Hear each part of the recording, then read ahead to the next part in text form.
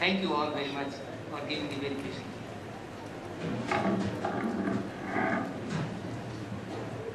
Thank you, sir, for such an informative speech and for bringing forward for the fourth. Now, I would like a further delegate, Dr. Marcia Rio.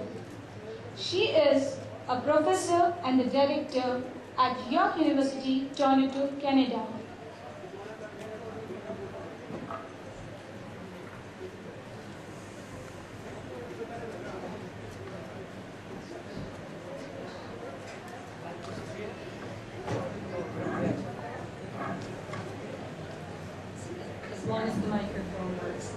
Thank you very much for giving me this opportunity to speak. I appreciate it.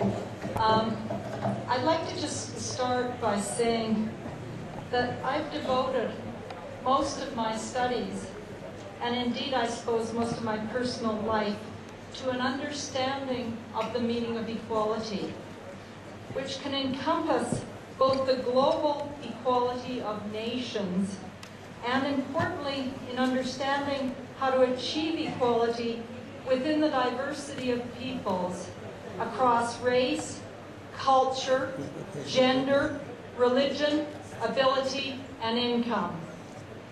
How the mental, physical, and spiritual health and well-being of each human being can be achieved is essential to such a notion of equality. The notion of equality, in my view, absolutely and fundamentally undermines the capacity to come to a state of nonviolence.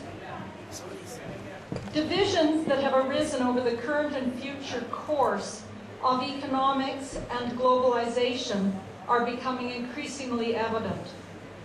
The majority of the world's countries feel they are being treated unfairly in the global system by the rich nation.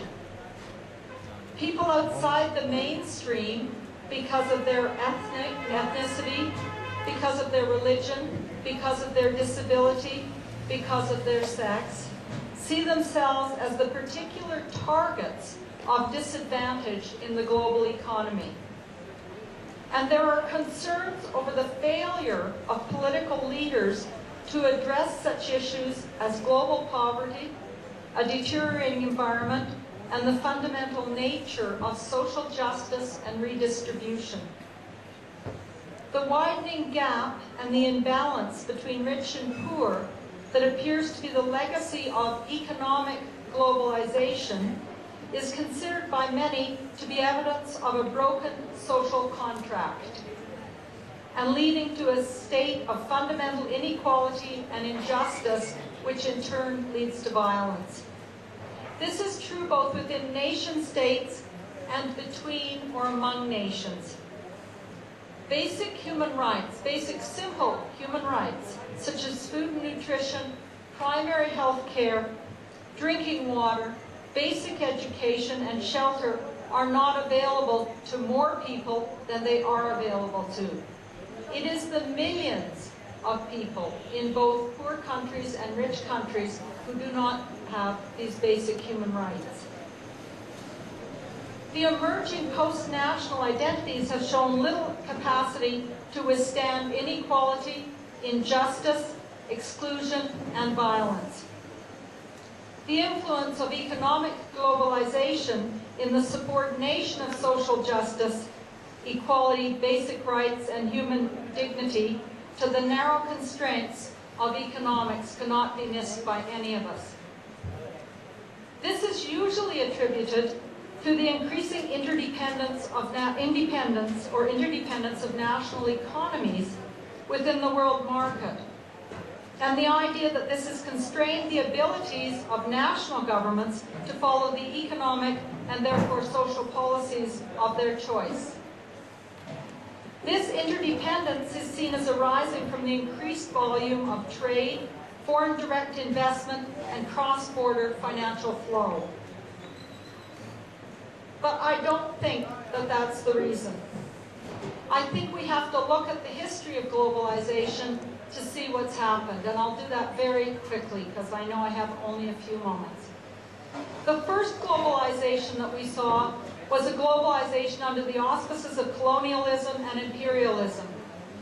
And And surely India well understands what that globalization led to and how long it took to throw off that globalization and that imperialism.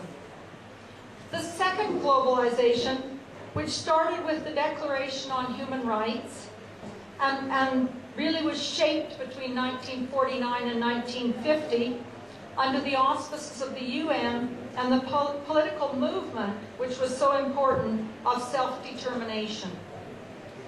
It was a kind of morally invented globalization and economics, and it spoke of three things. One was to make governance responsible. Secondly was to make power accountable. And in third was to make the state ethical. That's what I would call the second stage of globalization, the human rights stage of globalization.